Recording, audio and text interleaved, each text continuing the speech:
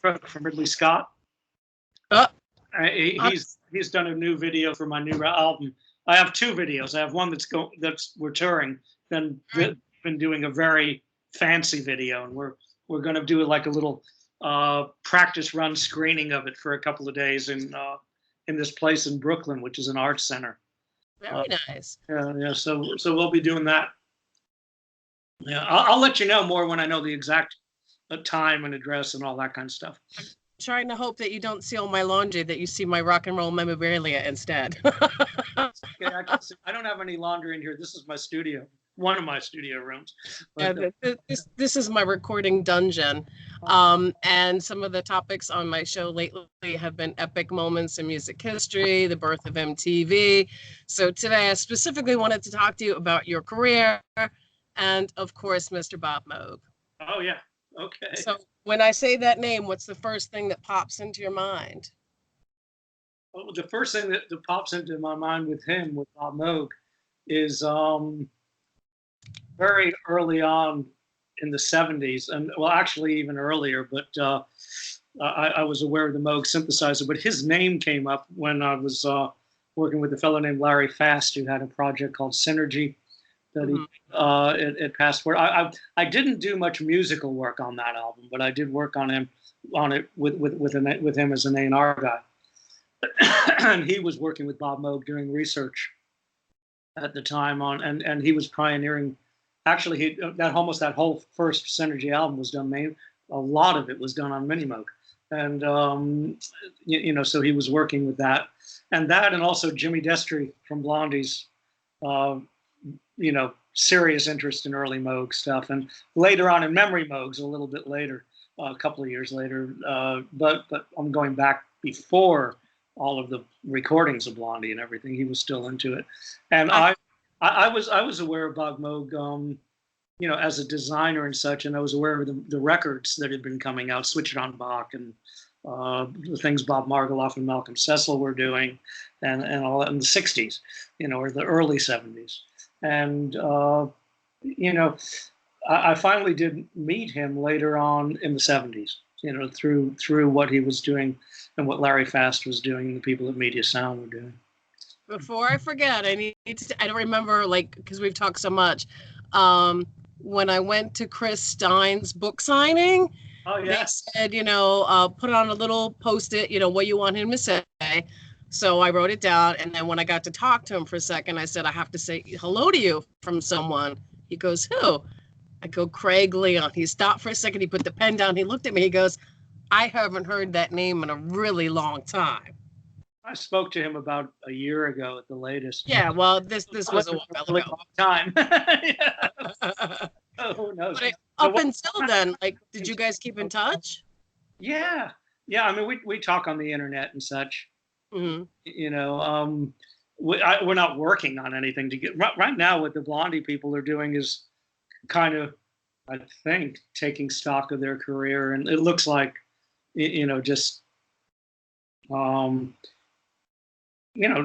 making a living off of the old stuff and everything. I don't know what they're doing actually, but they're doing a lot of projects like the books and everything, but musically they're not doing a lot. I understand that there are so many bands that I love that have been around for more than 40 years, and blows my mind that they're still out there performing. I think they just did, some really big festivals, and they did Cuba and stuff like that. Yeah, and they did Clemson. They did something in LA very recently. Is that Kaboo? I think that was Kaboo. I have no idea what the name of it is. They did something, and they're playing a lot, and that's really, really good. So I'm glad that they finally. They're probably far more.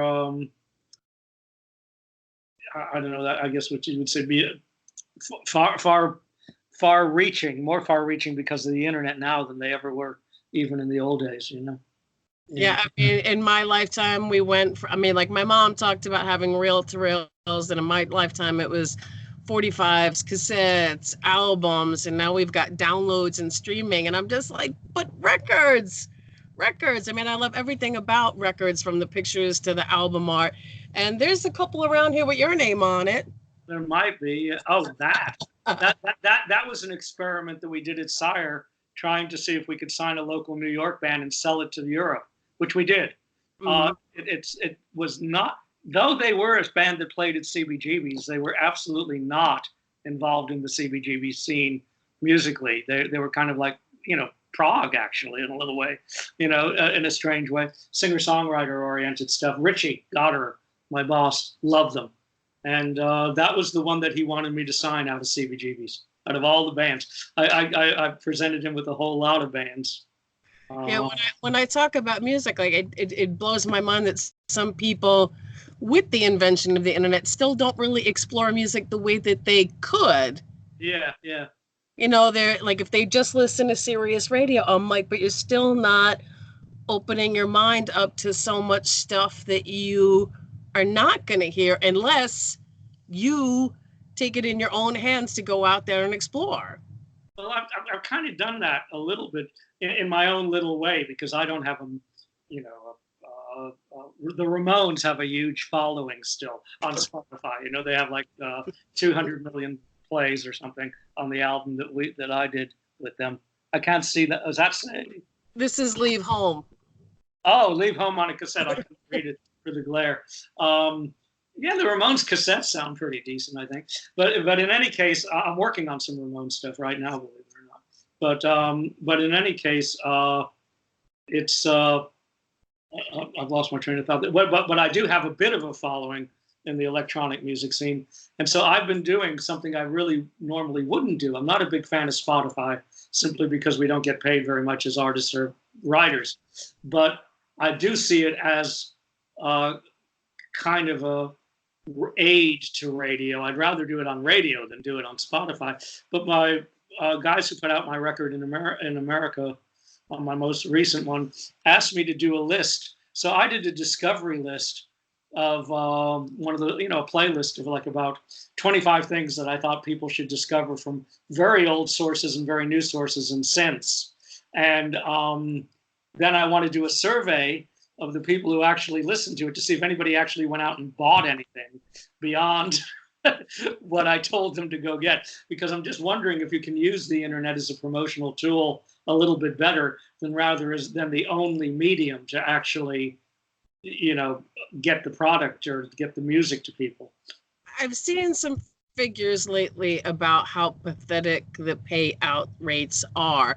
And I think I recall seeing that if you bought a physical copy, meaning a CD, that really equals like 100 times more than downloading or streaming. Well, so I'm curious. If you're a writer, which is more of what I am in terms of earning these days, you know, my synth stuff is pretty obscure, rightfully so. It's pretty out there, but and it's cool for the people that like it, but it gets played quite a bit, but it doesn't get played like my classical pieces. But as a writer, for instance, I get, last quarter I think I got about 12 million plays on Spotify of things I wrote. Right? Mm-hmm. I have a lot of them, and I got about $1,000 for that. Yeah, I was hoping you were going to say 12 million, but I was like, I know that's not the number he's going to come back with. As a performer, you get a little bit more, but I'm talking about as a writer. Right. So because the internet hadn't been invented as, you know, a music sharing service as back when your career got started and everything, is that simply written into you know, your contract as far as perpetuity, meaning we as the record company can do whatever we want and pay you as little as we want to? Not really, but it means that they can pay you literally in some cases, and you renegotiate this over the years, but it hasn't been much different for anybody. But when people were first doing contracts, let's say the time of the Ramones in the 70s, or Emerson, Lake and Palmer, or any of the people that you generally deal with and like, they would sign deals where they were on a 3% or a 4% or a 9%, or the most they'd ever get would be about 12 to 15%, and they'd pay the producer and all the other things out of that, and it would recoup their costs and blah, blah, of the retail price of whatever was selling. Mm-hmm. So if you're selling a record for arbitrarily $10, 3% of that isn't all, 15% of that, let's say, that's then divided down, 3% to a producer and 12% to the band. 15% of that's like $1.50 on $10. It's not that bad. So if there's 5 guys in a band, though. Yeah, but then nowadays, if that's a stream, they pay you the same way on any future in things that throughout the universe. It would have said they used to have a clause: we can do this throughout the universe and through any means. Right, so the end of time and then some. Yeah, so you would then get the Ramones, going okay, and it's to this day we're on a contract from 1976 on that first album, and when you get a whole bunch of plays on Spotify, you get 12%, I think, or maybe 13%. I don't know their exact number. I know what I get out of it, but they get that much out of 0.000008 cents for a play on Spotify. So so they get then about 12% of that to divide up between. Now it's all the estates, unfortunately. But so you see that it's not a big earner, because they never really, and where everybody's fighting for this, is to try and bring Spotify in line, and streaming in general in line with the reality of what's going on, and make it more like what you would get for radio airplay, let's say, or something like that, for and amortize it. So and you would yell at the people from Spotify. I used to write things on the internet: God damn those people from Spotify, all this stuff, and do all this kind of old man on Facebook ranting shit. But in any case, it wasn't their fault. They go to the record company and said, hey, we got a deal for you to do this. And the people at the record company said, oh, okay, pay us some money. Well, great. And then the record company would turn around and go, yeah, now all we got to do is pay them 12% of 0.00000. So what can you say? The majority of the bands that I like are in their 60s and their 70s. And the majority of them, maybe they still enjoy performing and everything, but they're not making money off the old stuff. Yeah. You either got to put out new stuff or you got to go on tour. Or both. And sell some merch. Yeah, there's more avenues for dealing with it right now, but it's not. It's fun. I mean, I'm out on the road, quite a bit these days, and I never used to do that because I was so I go back and forth between doing things in the studio and going out on the road. And since I've been doing more quote unquote classical, I've been doing more classical concerts and events and things like that, which are much more. I guess there's more creature comforts attached to them than doing rock and roll in a bus kind of tours, So, so it's pleasant to be able to do it, So, but and it's fun to meet new audiences. When we played Moog Fest a couple of months ago, speaking of Bob Moog, and we had people in the audience that were, okay, maybe baby boomers that were fans of the old Moogs and everything, but I'd say a good 60% of them were people that were like, under the age of 30. There were people that could come from a exploratory scene, and there were people playing. There's people that I met that are playing in genres that haven't really been developed since the 1930s, but they're taking them to a new space from what they think. And so that's all really exciting. I think, so I'm not down on anything. I'm just saying that you have to work a different way to actually make a living at it, to be able to afford to do records and all of that. That's to make recordings and how and go out on the road. It's very expensive to travel these days. So I don't carry what you're seeing back here, some of my analog gear that I have out for the project I'm working on now. I was going to say, how has your gear and everything changed? Because I know you had a laptop, and like, when did you own a Moog and, get to... I still do. I have several. How many? How many Moogs? We're talking mini Moogs, many Moogs, fatty Moogs. A mini Moog I have access to through my deal with Moog, but I don't own a 55.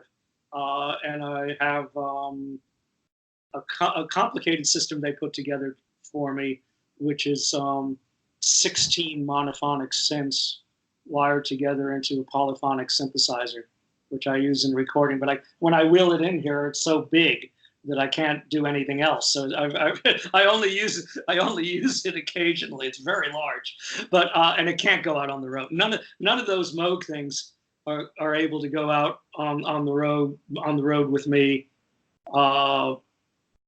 easily, because you need proper roadies and all of that. Are we talking about like a Keith Emerson size Moog? The 55 was the same thing as what Keith had, yeah. And it was a later version of it, but it's not. I don't, he had a modified system that was even bigger, if I'm not mistaken. And I had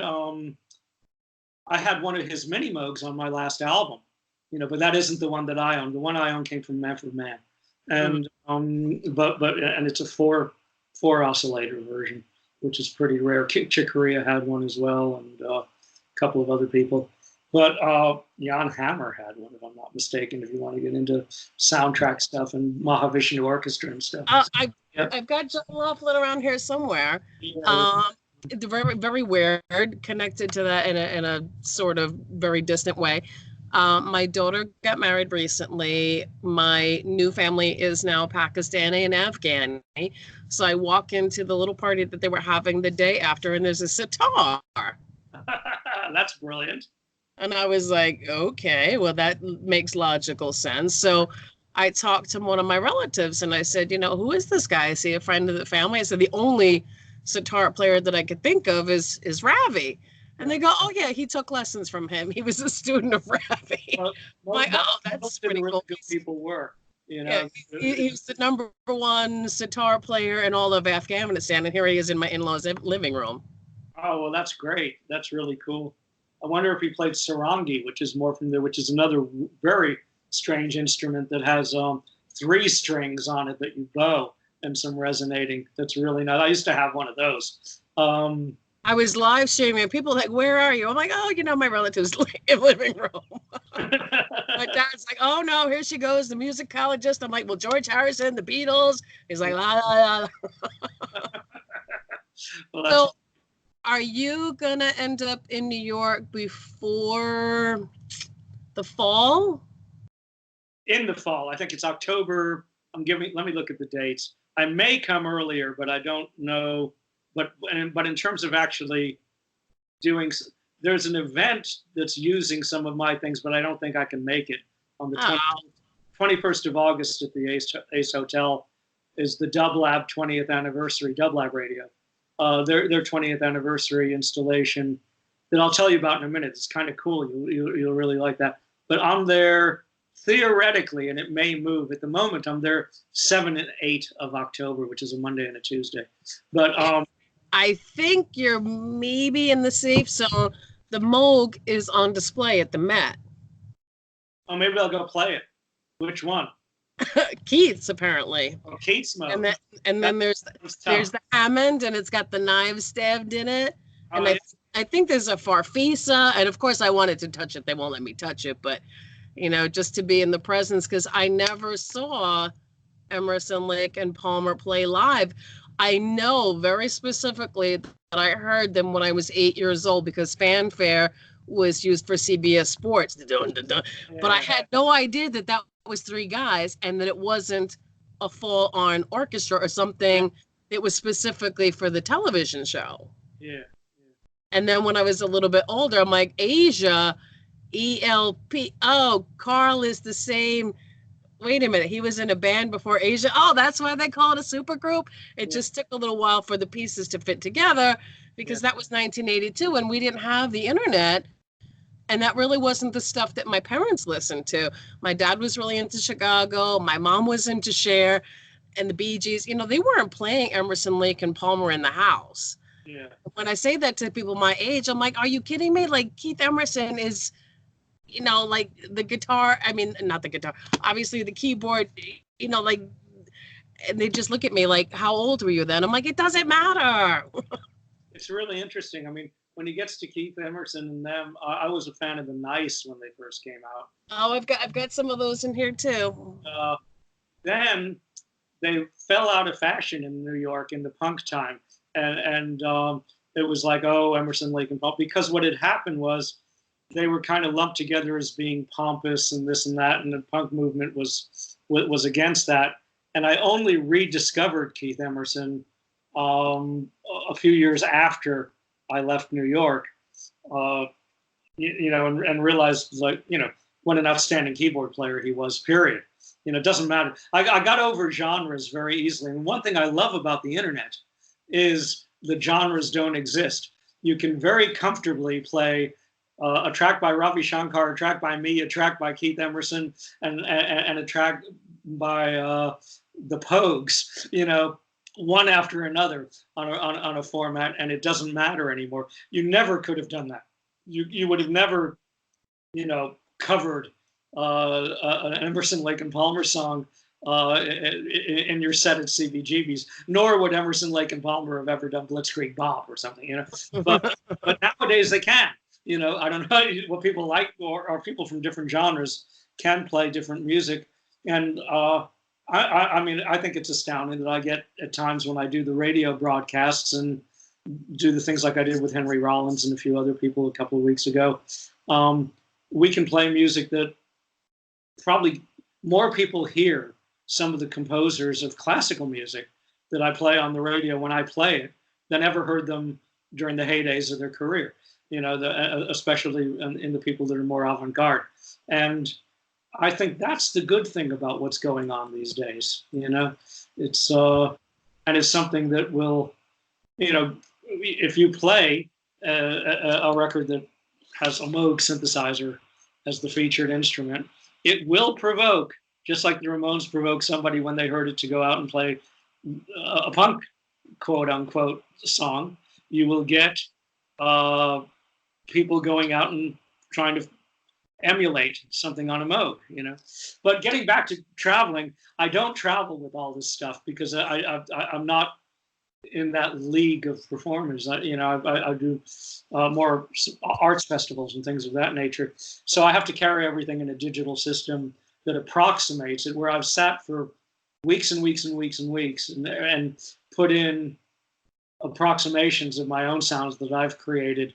There's no preset sounds for what I do.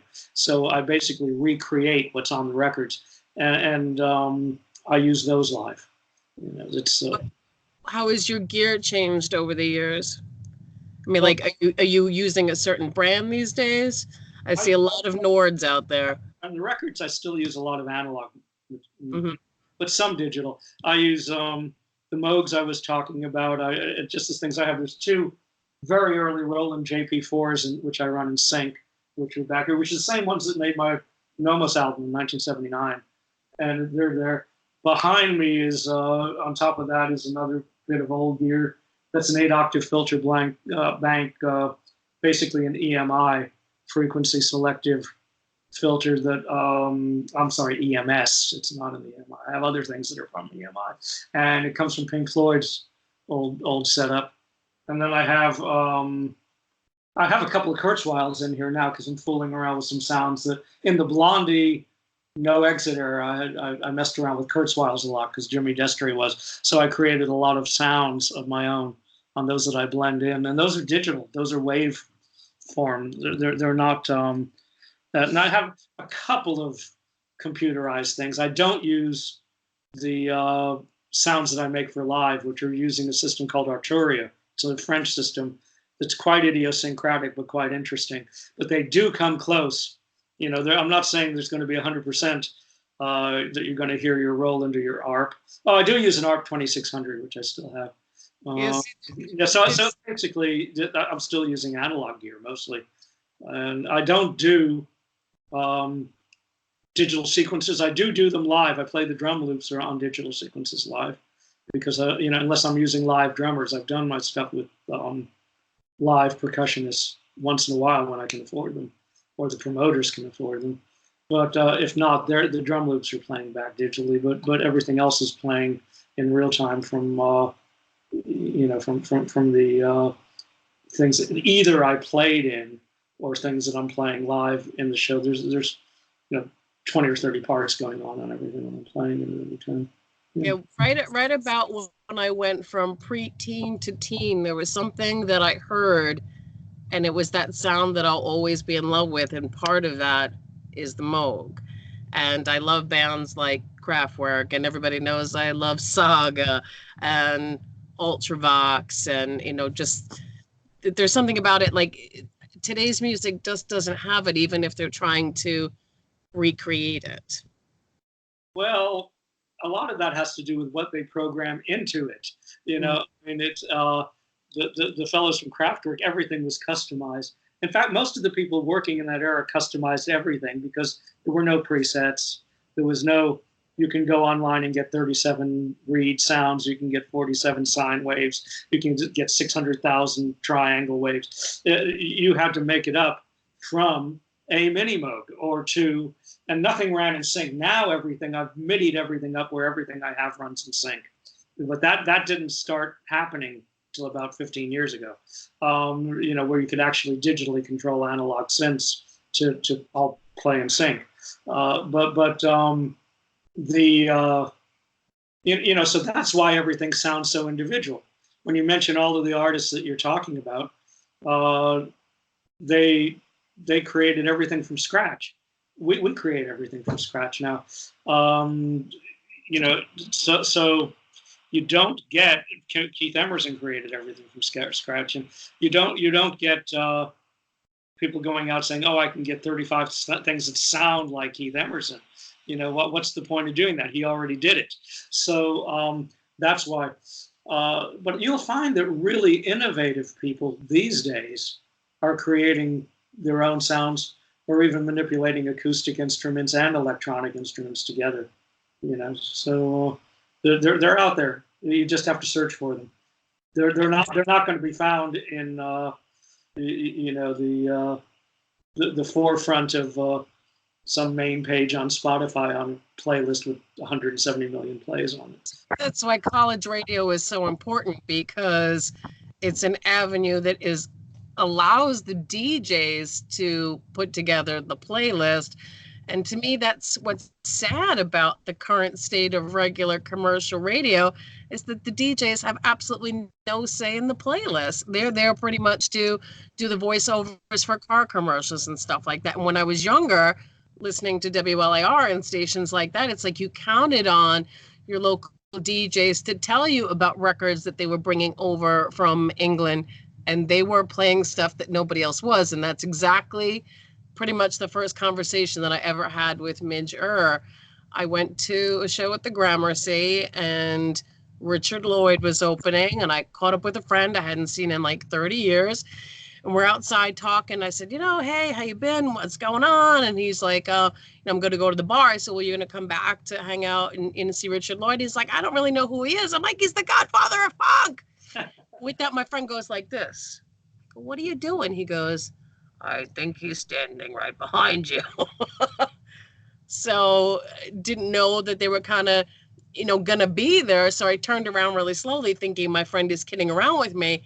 And he's like, hi, nice to meet you. I'm Richard Lloyd. I'm like, okay, I'm going to need a second, because it just caught me off guard.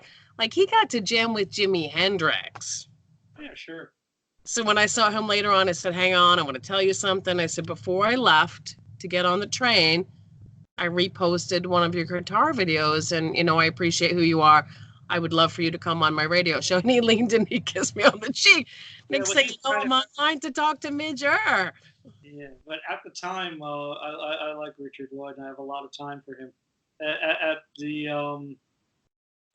time of the heyday of television, back at CBGB's, Richard Lloyd was actually the guy who did a lot of the vetting of the bands that actually played. He worked with Terry Ork, who was the guy who actually booked the place. Hilly didn't. Hilly turned that over to them. Hilly later got involved with that. But we're talking about the guy who brought in Talking Heads and Blondie and Suicide, and I don't know if he brought in the Ramones or not. He might have. Was Richard Lloyd. He was like the ears, the A&R guy, and consequently, like that,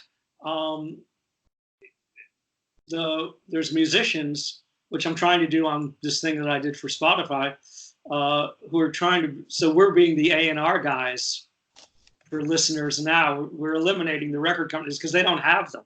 They have, other than, there's like cool people at Rhino that do the A&R for the reissues and things like that. That's not what I'm talking about. I'm talking about modern A&Rs, basically marketing committees. And, oh, well, here's somebody who got 230,000 million hits on YouTube, so let's sign them. And they get a single. But and so in that way, it's for getting someone exposure who hasn't been signed yet. Yeah, they go out and do what's already been known, and then they put them up with proven combinations of people that make the hit, and then they make another hit that's exactly like the hit that was a hit. And that's so you're kind of chasing the tail all the time. But to find something new and innovative, you're going to have to go to artists doing Spotify playlists and independent radio people. I think people like yourself and Henry and Dub Lab are actually, much more the A&R people of the current generation than the people that are at the so-called record companies. Other than indies, again, the people who A&R Revenge and those sort of labels are absolutely, pioneers, in the old pioneer indie tradition. But there's not too many of them out there that get a lot of notice. Revenge is very, very small and probably is one of the biggest, most well-known of them. And Warp might be a bit bigger, but they're actually part of a major organization. So, what can I say? But Richard Lloyd was one of the discoverers of a lot of bands, or brought a lot of bands to attention. This is above and beyond his role in television, where he was kind of an unsung hero because he was always sort of, in those days, they talked about the twin guitar genius of them and him and Tom, but Tom kind of got all the press, or a greater percentage of the press. Yeah, that's why the cool people understand my stage name, Verlaine Hell. If they just have this empty look on their face, I'm like, oh man, you don't get it. I'm like, New York CBGB's, the club scene. And then I'm like, I always wanted to be on television. And if they still have, I'm like, oh, you're so not cool. No, that's ancient history for all of us now. We're talking about events that happened in 1973 and 74 is what I'm talking about. So all right, so my show does serve as a time machine. That's Seymour's little thing, yeah. Yeah, exactly. So can we talk about your days at Sire? Can we talk about your days at Sire Records? Yeah, sure. I've been talking about it, actually. Those things were in the days at Sire Records. Right. Well, that's what I'm saying. Like, Who was the first artist that you remember seeing and going, wow, somebody needs to sign these guys? Suicide. But before in the New York scene, I'm talking about. I'd seen others. I was brought into Sire when they expanded because they'd had a hit, and their hit was a prog rock novelty song. It was a song called "Hocus Pocus" by Focus. Okay. Oh, Thijs Mailer is a cool dude. Yeah. And so when they started making money from Focus, they got the idea to rev up the label and increase their distribution and this and that and blah, blah, blah, blah, blah, blah. I knew one of the owners, and I had come to New York at the request of a fellow named Paul Nelson, who a lot of people don't know, but he's one of the most influential people in music, period. He was the first guy to write about Bob, one of the first guys, not the first, but one of the first guys to write about Bob Dylan when he was a very young journalist, and the guy who signed the New York Dolls, and he was the resurrector of Lou Reed, and he, I can go on and on and on with him, but he worked at a label called Mercury Records, which is now part of Phonogram. And in fact, it's not part of Phonogram, it's part of Universal. Phonogram lost its name a long time ago. But in any case, Paul was going to help me get a gig as an A&R guy. And I went to a couple of labels, and I'd known Richie Goddard, who was Seymour's partner. And Richie said, look, I got a job for you. I know, he knew me in Miami, and he knew a mutual friend of mine who ran Criteria Studios, where he knew it. And it doesn't matter about how it was introduced, but in any case, I had a little studio, and he put me with Climax Blues Band. who he wanted to, and he knew I knew a lot about blues, so and ethnic music, and he said they've lost their blues in his kind of New Orleans Brooklyn accent. I can't do it, but he was like, they've lost their blues. They got to get their blues back. He'd made a record in England. They were signed to George Martin's production company, and Richie produced it, and Sire put it out. And there goes my lucky early record company history is George Martin and Seymour Stein and Richie Goddard. But in any case, they made an album that was kind of bland. And so he sent them to my studio to have some schooling in blues, more or less so he could come down to where I lived, which was Florida, and have a holiday, I think. And I had a little studio with a bunch of really cool analog equipment in it, which wasn't cool in those. Well, it was cool, but I had it because it was cheap. It was old. It was old 50s stuff, you know. And in any case, we made a little mock-up record, and I did some arrangement work with them and everything. And Richie said, hey, why don't you come work for me at Sire, you know, and come and help me finish this record when we go record it in the big studio. So they went up to the studio in New York, and they fooled around with it, and he brought me up to Sire to work there. But in the meantime, Paul Nelson wanted me to work for Mercury. In any case, I went to a sister label of Mercury. Sorry to be so rambling, but it's the only way I can tell it. Oh, I love this stuff. I went to a sister label of Mercury called London Records. That was at the time, which was part of the British Decca Company originally. And they had yet another subsidiary called UK Records that was run by a guy named Jonathan King, who had 10cc. And they had an American operation. And Paul said, well, go over there and see. I know they're looking for an A&R guy. So I went, and they said, okay, here's your audition. Like this weekend, we're looking at this band called, I don't even remember the name, some name of some band. Go down to Max's, Kansas City, and see that band and give us a report whether we should sign them or not. And that'll be your test. So I went to the show, and the main act was terrible. I can't remember who it was, but it was like an Americanized Roxy Music New York glam band, but it wasn't very good. I just saw Brian Ferry. Oh, well, there you go. Yeah, so in any case, Suicide was the other act on the bill.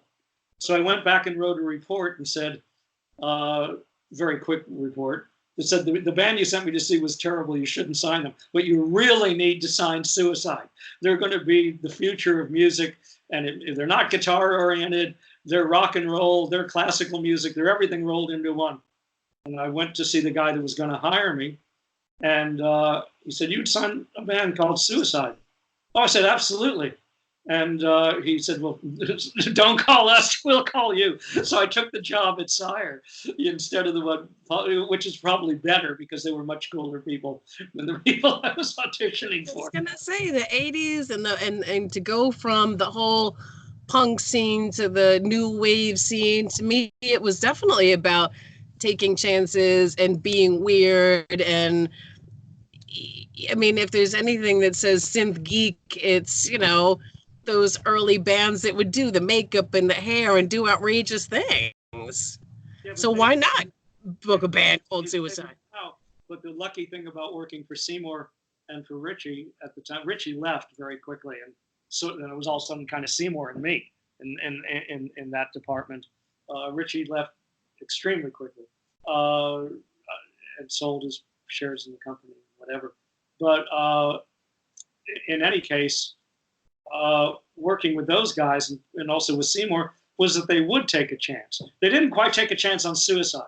They didn't do it, but they would, with enough talking and enough pushing, consider very strongly just about anything if they thought it was musically good, you know.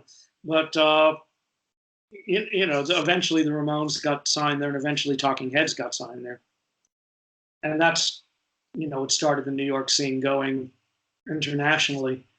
But, you know, Seymour was an old time record guy, still is. Every time, I haven't seen him in a while, but the last time I saw him, it was the same as always. We'd sit there and he'd sing, you know, a snatch of a B-side of a Vernon Dalhart single or something like that from 1928, and ask me what the catalog number of the bloody record is, and and play trivia games all night at dinner, and reminisce about King Records and these old labels and everything that he worked for when he was a kid, and it's just a fountain of knowledge of an oral tradition that's been lost now because those kind of places don't exist anymore.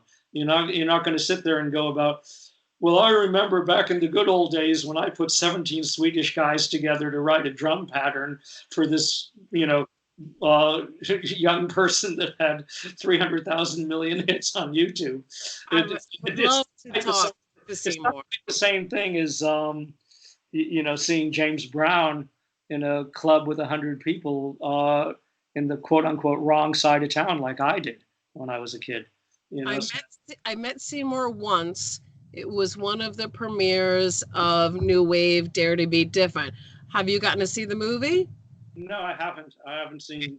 It's the story of WLIR, which is the radio station that introduced me and so many people to this whole new wave thing. I mean, now it's every band played live on WLIR, and they did the stuff from My Father's Place and all of that, and they were. They, along with NEW, were the progressive stations in New York. They were more progressive. They played the remote. NEW in the beginning wouldn't play the remote. They hated, but they learned quickly. But in any case, yeah. Well, NEW doesn't exist anymore either, I don't think. Right. Yeah. Speaking of My Father's Place, Adrian Belew is coming very, very soon. In fact, August the 24th, Adrian's going to be there. So, of course, when we're talking about Talking Heads and bands like that, his name pops up in my mind. He's a great dude. I met him a couple of times. He was actually on the same cruise with me and Thijs Van Leer, and I knew how Thijs's name was spelled, but I didn't know how to say it. He stayed at my hotel in Florida, and I was like, oh, man, I'm going to see you on the cruise. He played in the piano bar. All these guys are like epic, and I love to collect all their stories. I want to talk to Seymour. I gave him my card. I was actually in the middle of talking to Dennis McNamara, asking him to sign. I found like a magazine advertisement for WLAR when their logo was still like the bird and like the rainbow thing, and Dennis McNamara goes, oh, there is one of the most influential guys in music. And it was Seymour, and he was walking out the door. I'm like, hang on, I'll be right back. I'm like, I want to talk to him. Well, I gave him my card, but, he hasn't been on my show yet. I don't know. He's a very interesting guy, but you got to know your history. Don't fool around. You have to do a lot of research. You can't put anything over on him musically in the least, and you can't know. He wouldn't suffer fools in a lot of lightly. Let me put it that way. He's very, very knowledgeable, very charming. I'm not saying that he's arrogant or mean or anything. He's a very, very well-versed person and very, very astute. He was one of the guest speakers for the Long Island Music Hall of Fame. With history, definitely. Yeah, in the Long Island Music Hall of Fame, there were so many people in so many different genres in the room at the same time. There was John Bauman, Charlie Thomas from the Drifters, Richie Cannata, who played with Billy Joel, Melanie, the Cowsills, and I was like, just, so amazed that, these artists are still around, and to just be part of that event in music history, that's my thing. So. Well, that's cool. I mean, that's good. A person I'm pretty sad that you didn't get to meet, to have learned about English progressive history, was John Peel. He was the knowledge equivalent of what Seymour is in America, and Seymour knows the whole world scene of music, but John was, very crosses between having some of the earliest psychedelic bands on his label, Dandelion, and then his radio shows with all the punk bands and the post-punk bands. And, he's another one. If you would spend an evening with somebody that would be just wallowing in history, that would be it. Yeah. I'd love to talk to Wendy Carlos. I know somebody that knows her, but she's very reclusive, so the odds of that happening are very, very, very small. But, you know, I love all those pioneers. You know, I would say, I don't know what the analogy would be, but just about anything else, you know, is finding 100 copies in mint condition of Surfing on X is would be probably something you'd be able to do quicker than Carlos. I don't think so. But you know, what can you say? The music lives, and that's what people should be judged by. You know, it's a different thing. But there's plenty of people around that would talk about the old synth days. Malcolm, Cecil, and Bob Margoloff will certainly do it. You know, there's a lot of people. I mean, everybody. You know, there's people who will. Certain people are unapproachable because of their own personalities and such. And unfortunately, or fortunately, Wendy's one of them. But the music's great. The music I really love of Wendy Carlos is much later, when she was experimenting, then switched on Bach and all that. I did a Bach album with the Moog for the 50th anniversary of Moog, not particularly in homage to Switch on Bach. It's in my car right now. Sorry? It's in my car. I have it on CD. Yeah, but it was the thing where we were supposed to be showing how the Moog advanced in 50 years. Instead of being a novelty instrument that had to play blips and whistles and stuff, I actually made it part of a classical ensemble, doing what it all of it, and running the classical ensemble through it. And my proudest moment on that record was when it got reviewed by a very snooty English classical magazine as saying, in all seriousness, it wasn't tongue-in-cheek, because they got a very, 5 out of 5 review, or 4 out of 5, or whatever the star system is, and said, now we can truthfully say that after 50 years, the Moog synth, after we've heard this record, the Moog synth is a period keyboard instrument in classical music. So I like that. But in any case, I wasn't trying to emulate Switched on Bach, which at the time was a mind blower to me, but it is definitely of its time. Right. When I was younger, I remember trying to send my parents to the record store and listen, like, you got to find this record for me. They didn't know what the heck I was talking about. The way I described it, they came back with Hooked on Classics. I'm like, no, that's not it. I had to buy it as an adult. But later on, and very, the Clockwork Orange soundtrack that Wendy did, and then going on to the albums that came out in the 80s and 90s, and still to this day, I think, there's work. Yeah, man, I love her work on the Tron soundtrack, The Shining. Well, yeah, but there's better stuff than that as well. That's the stuff that's really interesting, to me. So I wasn't trying to, on the Moog record, trying to emulate Switched on Bach, which people said, well, why are you trying to do that? Well, I wasn't trying to do that. I was trying to do something totally different. Switched on Bach is a brilliant album that was done in its time, and it did it already. You don't need to do that again. Didn't need to make an album with a bunch of 1960s Moog sounds. I tried to make up totally new sounds. Everything on that is made up from scratch. And in fact, the closest technique to what's done on that Moog record is the Beatles' use of the Moog, where they would actually run. There's a way on the old Moogs, not on all of them, but on the old modulars, where you could run an outside source of electronic input into it, so you could run a guitar to it, or another instrument, or a track of a record, and have it be triggering all of the sequencers and everything that are in it. And that's what I did on the Bach to Moog record. I had the orchestral instruments doing it, and I was making up new sounds and creating new orchestral instruments. There's things that you might think, oh, that's a pretty weird sounding clarinet in there. Well, that's actually a hybrid of an oboe and a Moog. And the Beatles were doing that, like specifically on the Abbey Road record, which is coming out. You'll be able to hear that in the new mixes that Giles did. I've heard a couple of them, and they're... Todd Rundgren's doing a salute. It's called It Was 50 Years Ago Today. They're doing a tour. Todd Rundgren, Christopher Cross, and Mickey Dolenz. And the Monkees were one of the first bands to kind of play around with the Moog. And I didn't realize that as a kid watching the Monkees on TV. I was just like, hey, this is cool. Yeah, my partner in crime, Castle Webb, was brought out to LA by the Monkees in her band, and actually lived in Davy Jones's garage, believe it or not. I thought you could say locker. Yeah, Davy Jones locker. But in any case, she actually started fiddling around with a very early Moog that I think Peter Tork had. I don't know which one of the Monkees had it, but they had it.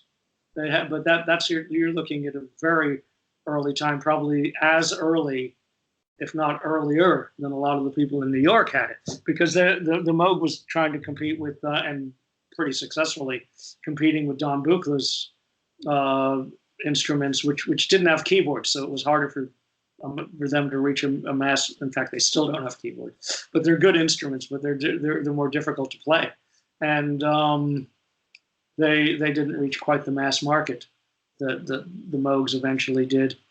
But the Beatles were doing that too. People were trying all different sorts of things because there was no rule book as to what to do, and there was no internet to look up the manual of, how do you get this sound on a Moog? Well, here's how you do it. That you can do now, but it didn't exist. You had to kind of fish around yourself, Yeah, I mean, individual things. The Monkees was on TV, you figure, in the early 70s. So I was probably, not even in elementary school, home in front of the television. I think a lot of my musical influences, come from TV, the Partridge Family. And it wasn't until I was like, wait a minute, and went back and rewatched some of them that I realized that Frank Zappa was on an episode of the Monkees. Yeah, but that's how Castle got involved with the Mothers of Invention. Because of their relationship with the Monkees. But I'm trying to think. I think, Star Collector, I'm looking it up here. Star Collector was the first Monkees song that had a Moog on it. And that's 1967, which would make sense because Castle was out there in 68, if I'm not mistaken. Mm-hmm. But in any case, I wasn't out in LA. I was in New York. Well, in 68, I was down in Florida. But in any case, actually, I was in Europe as well. But in any case, the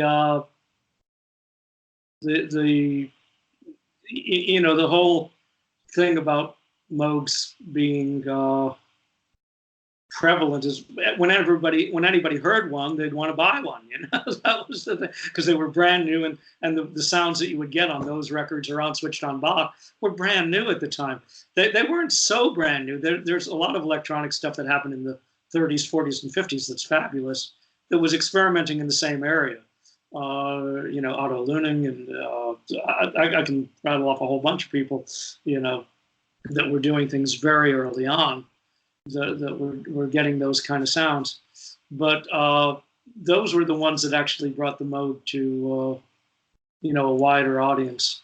But when you hear, getting back to Abbey Road, when you hear "Here Comes the Sun" with the Moog track up, which it isn't on the album, you can see the hybrid sounds that are made on the record between the strings and the Moog that they were using. Yeah, I mean, like I said, when I was probably maybe 10, 11 years old, it was just like this explosion to me, not realizing that it really started before that. To me, I was like, oh, the Moog, that's, something that hasn't been around that long. But I always like to ask people, who influenced you and who influenced you. And I wish that I had a working time machine that I could go back and see where it all started, because I didn't realize until you and I started talking that Moog was sort of born in upstate New York. Yeah, and pretty much. He ended up in North Carolina, but he was originally the Moog thing was up by Cornell, which is where they were researching all of the electronic music, and still to this day, if I'm not mistaken, Malcolm Cecil researches that. He may have moved since the last time I talked to him, but in any case, there's loads of history in electronic music, and it's something that I think electronic analog music is going to be developed more and more, and there's a whole new movement to actually get that more widespread, get that to be more widespread. I'm glad that some of the pioneers are still around for me to talk to, because the Moog Museum is opening this week. Mhm. Patrick Moraz is going to be there, and Professor Deutsch, who's still actually active faculty here at Hofstra. And both of those guys worked with Bob in the beginning. So I already have slated an interview with Professor Deutsch. I've met Patrick Moraz. I would love to talk to him as well. Well, yeah, Bill Deutsch, I ran into him last, not at this Moog Fest that I did because he wasn't there, but or at least I didn't think he was there. I was really occupied with a bunch of stuff, but not the 2019 one, but I think 2014 when I played. He lectured immediately before I played in this theater that they had there. Can't remember the name. I'm sorry. So I'm saying when I started researching and all, I lose hours and hours of my life on the internet, but to realize that, Keith Emerson and Bob Moog did something on Long Island and I wasn't there. I'm like, how did that happen that I missed that?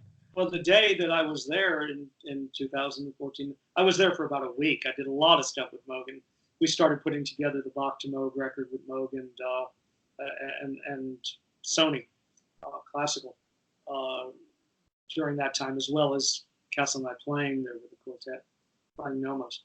But in any case, I was trying to get my train of thought going. Oh yeah, the day, one of the days that I was there, the actual original Moog, Keith Emerson's original Moog came by, and he was unloading it, and they were doing a demo of it downstairs, and I saw that down at the in the Moog shop, kind of the Moog shop of all things, in their factory. So that was really, really cool. The original giant module, and it was huge. It's like a double size 63 or 55 or something. Yeah, but yeah, it was a great one. I never got to meet Keith, but like I said, fanfare is burnt into my head. On the first anniversary of Keith's passing, I was going to Canada anyway. So I said to myself, I can drive straight up and go to Montreal, or I can go the other way and I can go over the falls. So I looked up on a map where Olympic Park is, knowing that that's where the video was shot for Fanfare for the Common Man. And I was like, I have to go. It's just really not a question. I need, it's March. I'm going to drive over the mountains in New York State. But, because I never got to see Keith in my own weird way, I sort of wanted to pay my respects. I needed to see the scoreboard and everything for my own, for myself. And people do that, yeah. Yeah, security was kind of like, why are you here? And I said, listen, I actually write for, an online website. I have a radio show. I've been emailing somebody, they think I'm coming for a tour. I don't know if there's a language barrier. My friend, she's Trey Mall. So I was like, I really just want a picture. You're that part of Canada is English speaking, so you're okay. Yeah, exactly. But I was like nervous, like, what if they don't understand what I'm saying? So they said, go over to security. All of Canada is English speaking. I know, but I hadn't been to Canada myself. They can be pretty ornery, so they might not talk to you in English even if they can, but that's okay. My parents want me to go to school at SUNY Plattsburgh, so in 1987 we took a journey up there and something froze in the engine. I'm like, are you crazy? Why would I want to live somewhere we could all die just because we decided to get in the car and drive to Canada? I promptly moved to Florida after I finished my schooling, in New York and whatnot. But I was like, all right, I guess back then we didn't need passports. So I was going to see Saga, got my passport specifically for that that purpose, drove to Olympic Park, and I'm outside like trying to make a video holding on to my Keith Emerson records. And I'm like, oh, I don't know what it is that, that music just speaks to me, but I didn't get the opportunity to ever meet Keith. But having, the opportunity to talk to people, to sort of continue that legacy is, so very special to me. Well, I think I'm going to put you in touch with a guy over here that you should know, who takes care of my sins. It's a guy named Tiny Evans, and he's called Tiny because he isn't tiny. He's exactly the opposite. But he has a hired company where he hires out a lot of analog synths and digital synths and stuff, and he has hundreds of them in this old church. And Hammond organs. He's the Hammond organ genius. but for many, many, many, many years, he was John Lord's equipment manager. Deep Purple, yeah. And Keith Emerson's. And that's where I have access to Keith's synths that he has and everything as well as what I've got. So the thing is that he can give you a detailed analysis of everything Keith ever did, probably, and many, many, many, many anecdotes. So I think it's somebody that you should talk to. Remind me, if I don't email it to you, remind me, because I'm so scattered most of the time and doing a lot of stuff, to email you and introduce you to Tiny, and you should do an interview with him. That would be amazing. For your show, because he's the expert on Keith Emerson firsthand.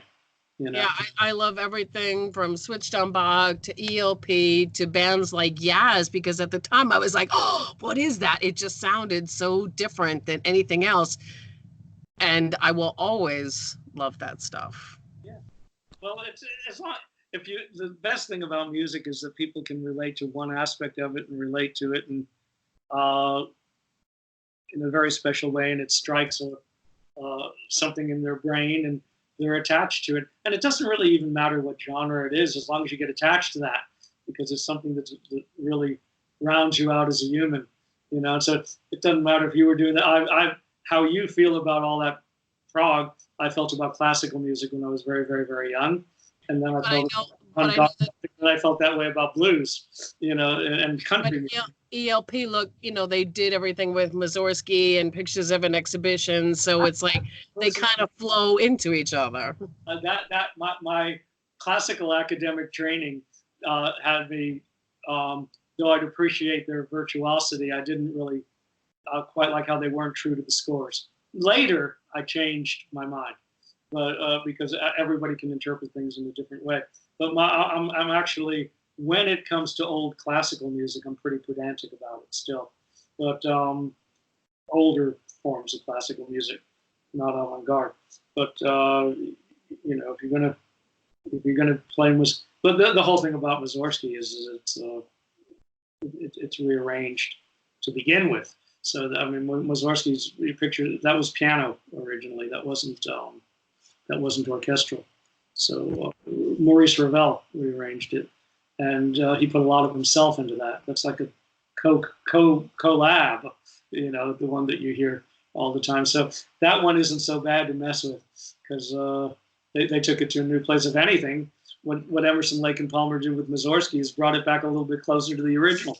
So what can I say? Yeah. So my playlists for the Bob Moog shows include Popcorn, obviously some ELP.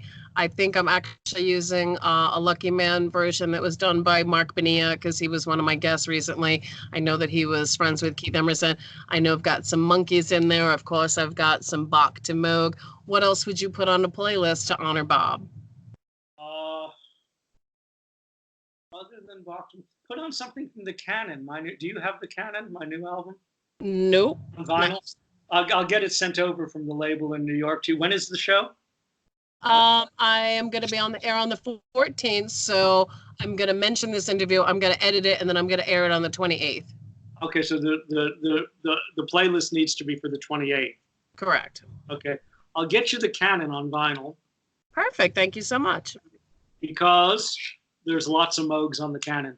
So I would play, I'll send you the titles in an email and I'll introduce you to the guy who does press at Revenge.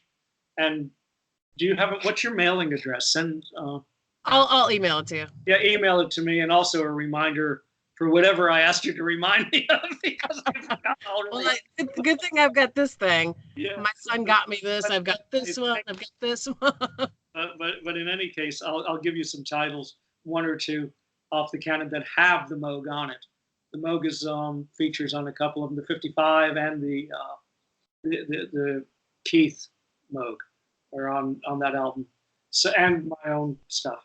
So that would be good. So I'll give you a couple of those. So if you play Bach to Moog and some Canon, that would be great. All righty. Not some Nomos, which doesn't have too much Moog on it.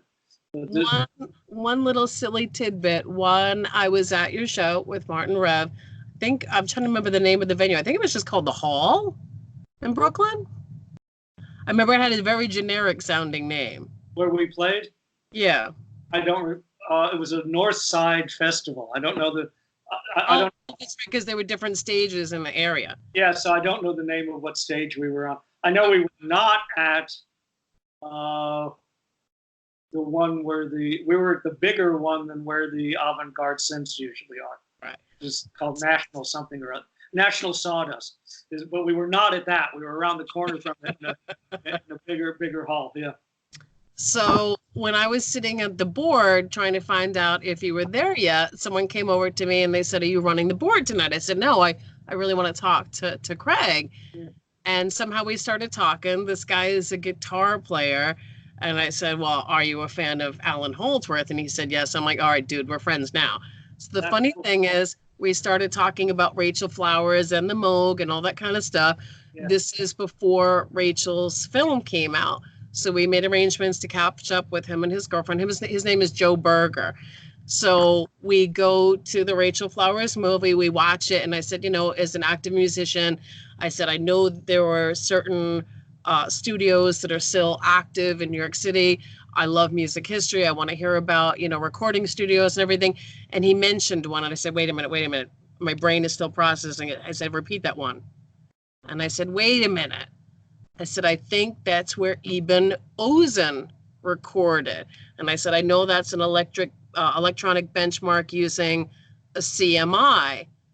And I go, I just tweeted to Robert Ozen on the train here this morning. And he goes, well, tweet him back and tell him that one of the techettes said hello. I go, wait a minute, what are you talking about? He goes, that voice on this, that voice on the song that says A-E-I-O-U sometimes. I'm like, of course, New York, the 80s. He goes, that's me. Oh, great. And I'm like, what? I'm glad it's my show. And crazy thing like that so I went to your show to meet this guy. He plays with Sting in Bangkok. Oh, well, can I tell you? And he knows other people that I know. So there have been so many connections that I've made through you, and I appreciate you hooking me up with more in the future. I appreciate your time. Do you have 2 seconds for a station ID? Of course, I'll do that, and then I got to run. I got some stuff I got. Yeah, but I should have told you. The nickname of the show is Music Blah Blah Blah. Yeah, well, that's okay. Take it as long as possible and play the. I'm honored to have those 2 tracks played with the Moog Museum stuff. So in that case, there we go. Okay, so the call letters are WUSB.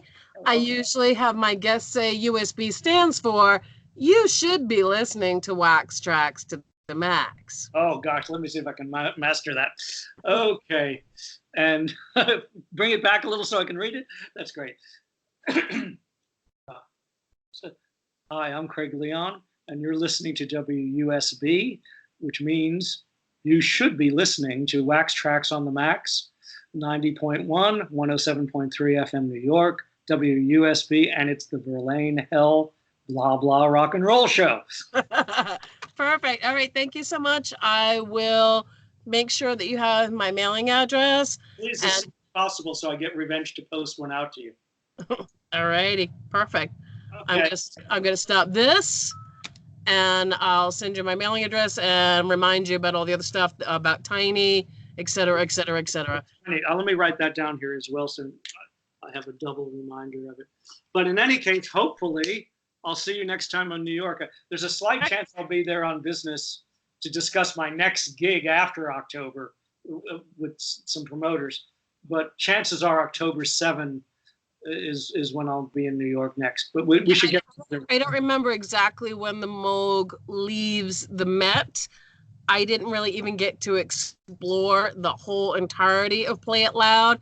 I went there because Andy Summers from The Police was also going to be there. When it's over, I'm like, I hear something. I'm like, oh, Tarkus! I'm like, and I ran across the other side of the museum. I'm like, I need to see the Moog. I need to see the Moog. But then I realized, wait a minute, Fripp and Andy, like they all go back and they've worked together. So I was like, all right, that makes sense. But Cool. Well, blah, blah, blah, blah, blah, blah. Have a good one. All right. Thank you. Take care. Bye-bye. Catch you soon. All right. Thanks.